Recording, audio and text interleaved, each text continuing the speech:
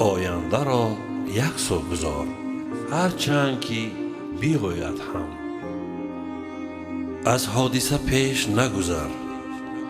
آیا میخواهی که میوه را پیش از پختن خام به خام بخوری؟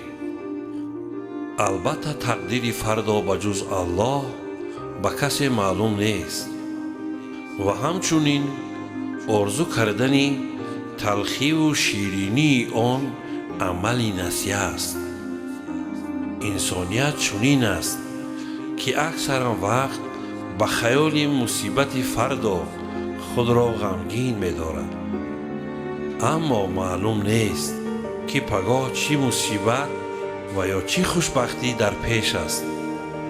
از همه نقطه نامعلوم ترین این است که به پگاه می رسیم یا نه.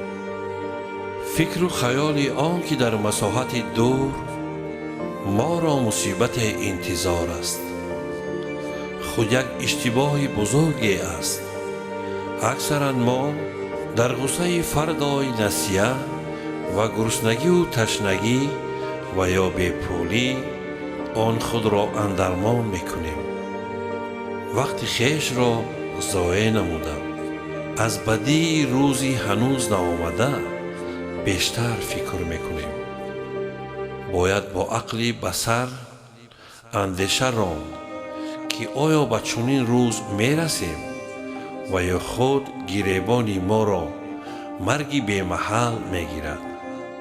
عمر ما در دست ما نیست، پس رزق روزی ما نیز در کف ما نبود و نیست. آن هر لحظه از سوی خداوند به ما میرسد، پس صاحب فردا و رزق روزی تنها خداست. آینده را یک سو گذار، هرچند که بیاید هم.